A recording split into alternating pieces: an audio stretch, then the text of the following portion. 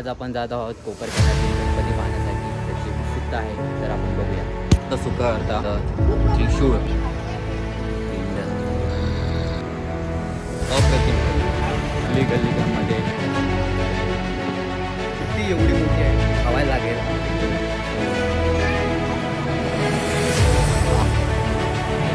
मराठा आर्यन छान अशी बनत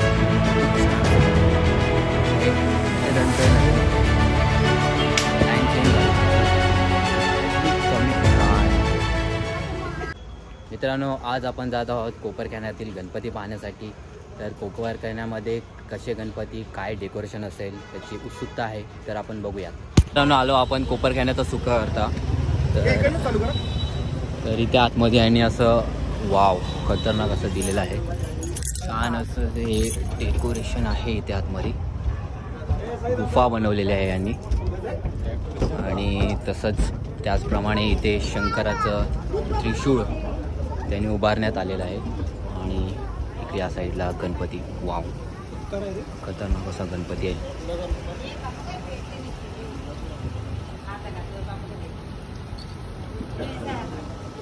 शंकराची पिंड उभारण्यात आलेली आहे. त्याचप्रमाणे यांचं डेकोरेशन अप्रतिम डेकोरेशन.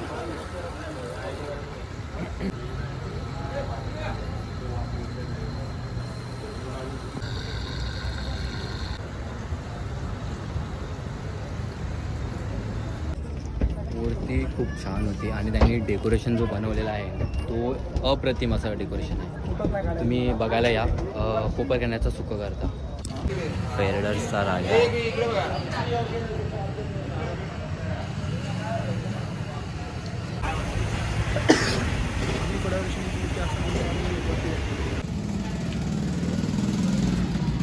कोपरखेड्यामध्ये गल्लीमध्ये गणपती असतात, त्यामुळे जवळ असल्यामुळे आपल्याला गाडीची काही गरज लागत नाही, पायी जावं लागतं. आत्ता आलो आहोत आपण कोपरखेड्याचा महागणपती. हे त्याचं प्रवेशद्वार आहे. तर आपण इथून जाणार आहोत आणि महागणपती त्याचं डेकोरेशन कसं आहे ते बघणार आहोत. असं हा डेकोरेशन महागणपतीचा आहे. तर इकडे हा गणपती असा बाळूमामाची मूर्ती.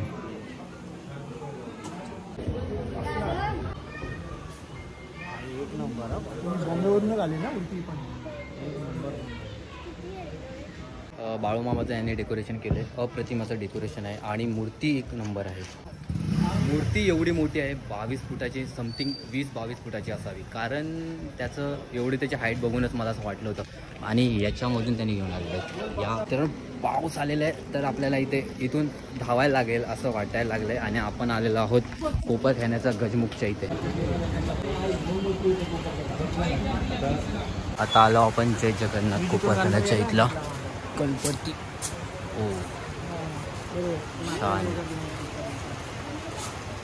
छान जय जगन्नाथ.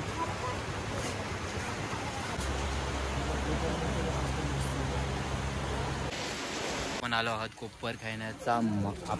कोपरखेड्याचा महाराज. या साईडला यांनी स्टॉल लावलेला आहे आणि इकडे गणपतीची चिखल आहे. इकडे असा गणपती आहे आतमध्ये. आपण हे सगळे यांनी स्टॉल लावलेले आहे तिकडे या साईडला. तर आपण आतमध्ये दर्शन घेण्यासाठी जातो. इकडे आहे गणपती. हा आहे नवसाला पावणारा कोपरखेड्याचा महाराजा. त्यांनी अशी थीम बनवलेली आहे.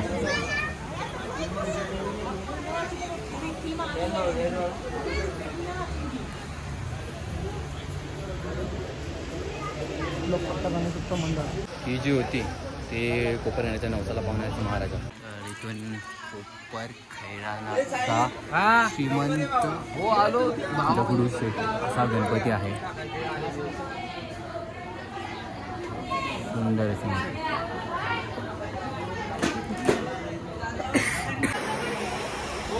हा विघ्नहर्ता आहे.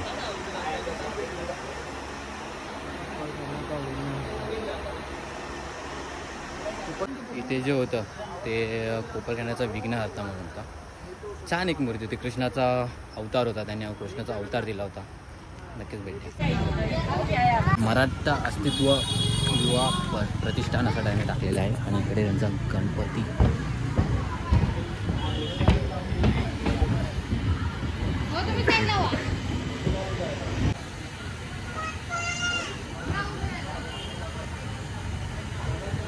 आर्यांचा राजा आहे.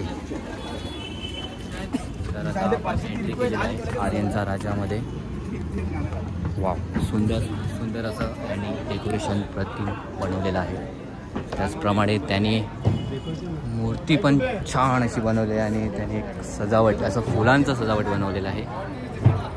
खूप सुंदर मूर्ती पण छान. त्यांनी असं स्टेअर्स दिलेले आहेत खाली उतरायला आणि खूप छान असं बनवलेलं आहे.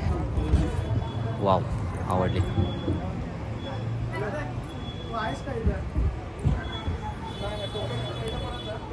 वाव,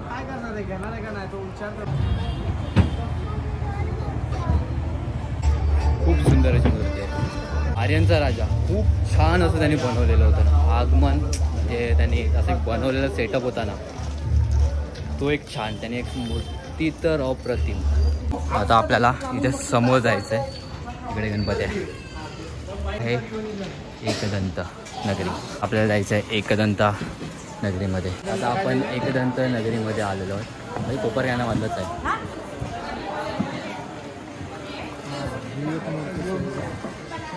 एक नंबर मूर्ती अशी आहे.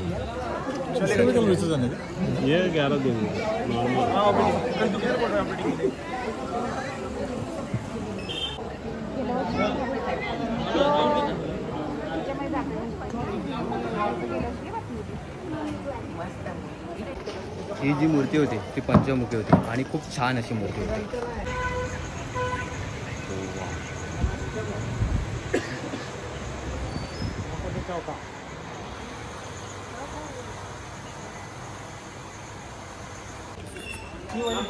विघ्नहर्ता.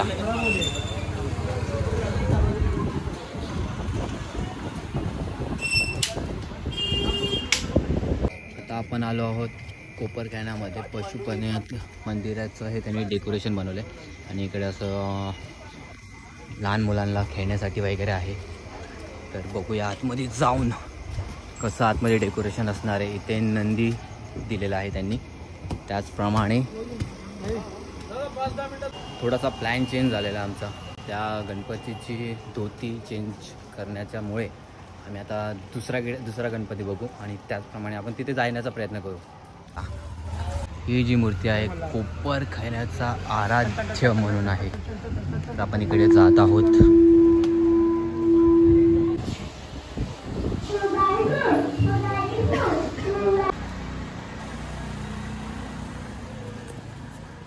पब्लिक कमी आहे या टायमाला. आम्ही रात्रीचे 12:30 वाजले तरी पण पब्लिक अजूनपर्यंत नाही आहे.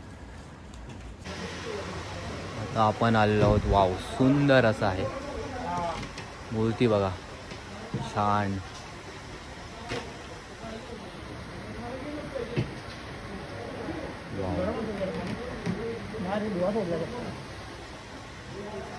इकडे असं त्याने दिलेलं आहे.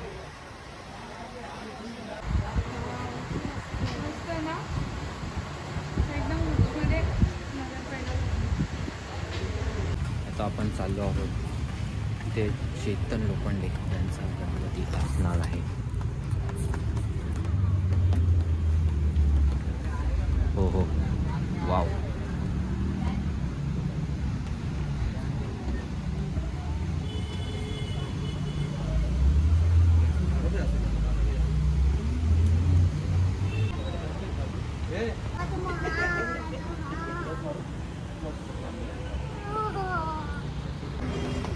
छान मूर्ती होती. खूप छान असा देखावा त्यांनी बनवलेला आहे. क्लाउड्स लावलेत त्यांनी वगैरे वगैरे.